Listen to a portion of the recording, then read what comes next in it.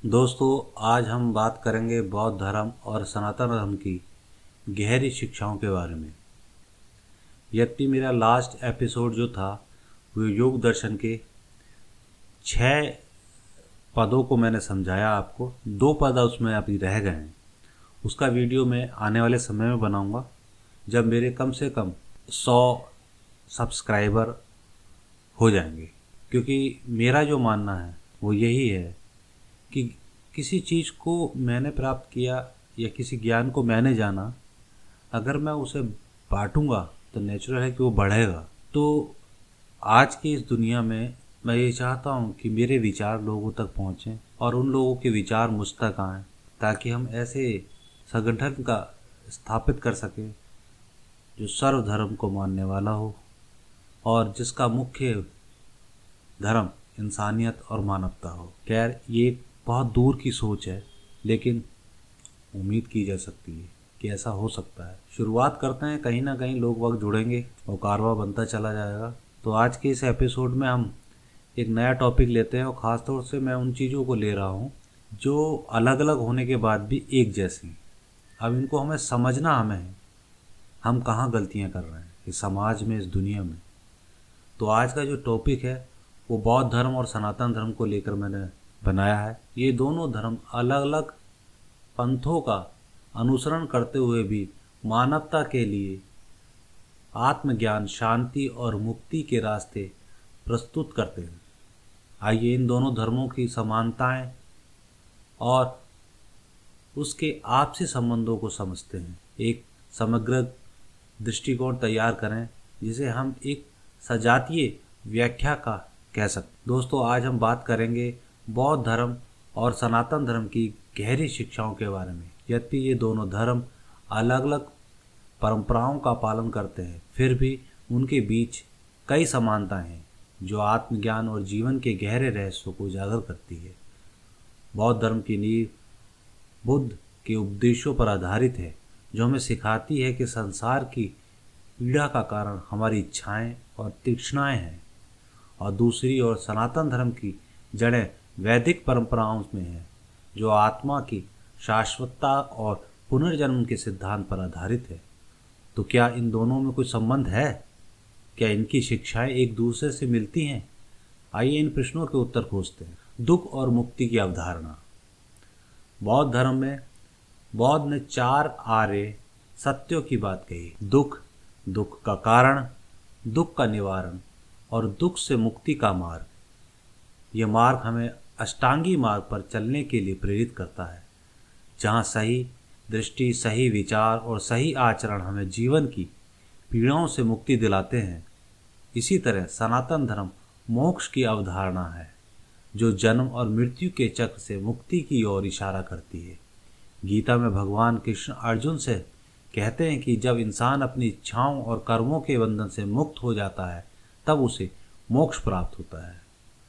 दोनों धर्म हमें यह सिखाते हैं कि जब तक हम सांसारिक इच्छाएं और तृष्णाओं से बंधे रहेंगे, तब तक दुख से मुक्ति नहीं हो सकती।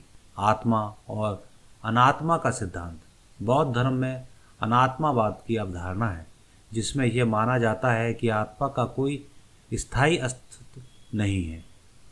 बौद्ध ने यह सिखाया कि मैं का भाव सिर्फ एक मानसिक और शारीरिक प्रक्रिया का हिस्सा है, जो निरंतर बदलती रहती है। वहीं सनातन धर्म आत्मा को अविनाशी मानता है। उपनिषदों में कहा गया है कि आत्मा जन्म और मृत्यु के बंधन से परे है। आत्मा अजर अमर है और उसका कोई नाश नहीं होता। यहाँ पर अंतर स्पष्ट है, लेकिन अगर हम गहराई में जाएं तो बौद्ध धर्म का अनात्मकवाद और सनातन धर्म का अद्वैतवाद दोनों ही हमें ये सिखाते हैं कि स्वयं के बाहर देखने की बजाय हमें स्वयं के भीतर की यात्रा करनी चाहिए। प्रकृति और कर्म का सिद्धांत। बौद्ध धर्म में कर्म की बड़ी भूमिका है। बौद्ध के अनुसार हमारे कर्म हमारे अगले जीवन को निर्धारित करते हैं। ये कर्म ही हमारे संसार के चक्र में बांधे रखने के लिए मजबूर करते हैं। सनातन धर्म में भी कर्म का महत्व है। गीता में श्री कृष्ण ने कहा है कि कर्म करते रहो, लेकिन फल की चिंता मत करो। इस निष्काम कर्म का सिद्धांत बौद्ध धर्म के अष्टांगी मार्ग के साथ जुड़ता है, जहाँ सही आचरण और सही कर्म की बात कही गई है। ध्यान और समाधि का मार्ग। बौद्ध धर्म ध्यान को आत्मज्ञान और निर्माण प्राप्त करने का सबसे महत्वपूर्ण साधन मानता है। तो बौद्ध मार्ग में ध्यान और विपाश्यन का प्रमुख स्थान है, जहाँ हमें अपने मन और भावनाओं पर नियंत्रण पाकर पूर्ण शांति की ओर बढ़ते हैं। इसी प्रकार सनातन धर्म में भी ध्यान और समाधि का महत्व है। पतंजलि के योग सूत्र में ध्यान, धारणा और समाधि को योग की अंतिम सीढ़ी बताया गया है, जो आत्मा को परमात्मा से जोड़ने का मार्ग है। ये ध्यान की क्रिया दोनों धर्मों में आत्मिक उन्नति का साधन है, जहाँ मन को स्थिर और शांत कर आत्मज्ञान को प्राप्त किया जाता है। 5वां, ब्रह्मांड की प्रकृति और शून्यता। बौद्ध धर्म में शून्यता की अवधारणा महत्वपूर्ण है। शून्यता का मतलब ये नहीं कि कुछ भी नहीं, बल्कि यह कि हर चीज़ का स्वभाव शून्य है। सब कुछ आपस में जुड़ा हुआ है और कुछ भी स्थायी नहीं है। सनातन धर्म में ब्रह्म की अवधारणा है, जो कि अनंत और सर्वव्यापी है। उपनिषदों में कहा गया है, अहम ब्रह्मास्मि, यानी मैं ब्रह्म हूँ। यहाँ ब्रह्म कोई अविष्ट रूप नहीं, बल्कि यह शून्यता की ओर, अनंतता और सर्वव्यापता की ओर इशारा करता है।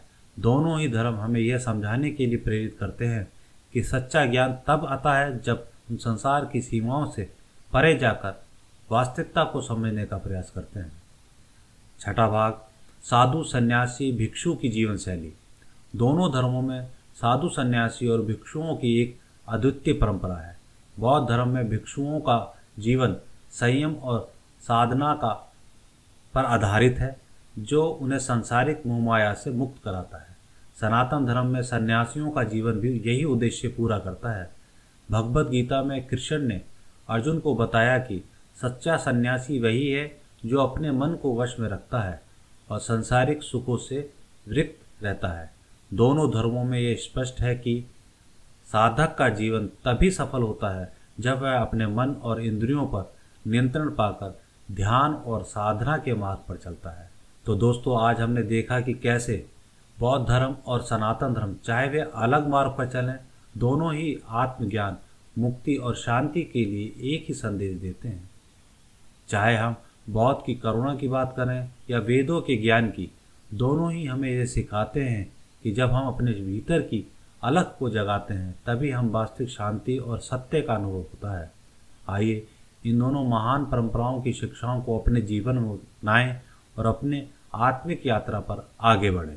आज के इस एपिसोड में हमने दो धर्मों के आधार को समझने की कोशिश करी। इसी तरह जितने भी इस धरती पर धर्म हैं, उन सभी का जो आधार है वो एक ही है, इस संसार के सुख दुख से मुक्ति। तो हम क्यों ना एक ऐसे धर्म की रचना करें जो मानवता से रिलेटेड हो, या मानवता से जिसका संबंध हो, और बाह्य आडंबर से बचकर हम संसार में आत्म के उस मार्ग पर चलें जहाँ पर मुक्ति प्राप्त हो, मोक्ष प्राप्त हो। आज के एपिसोड आपको कैसा लगा, कमेंट करके ज़रूर बताएं और हमारे इस चैनल को सब्सक्राइब करें, ताकि हम उत्साहित होकर और अलग अलग विषयों पर समीक्षा और व्याख्या लेकर आएं। धन्यवाद, नमस्कार।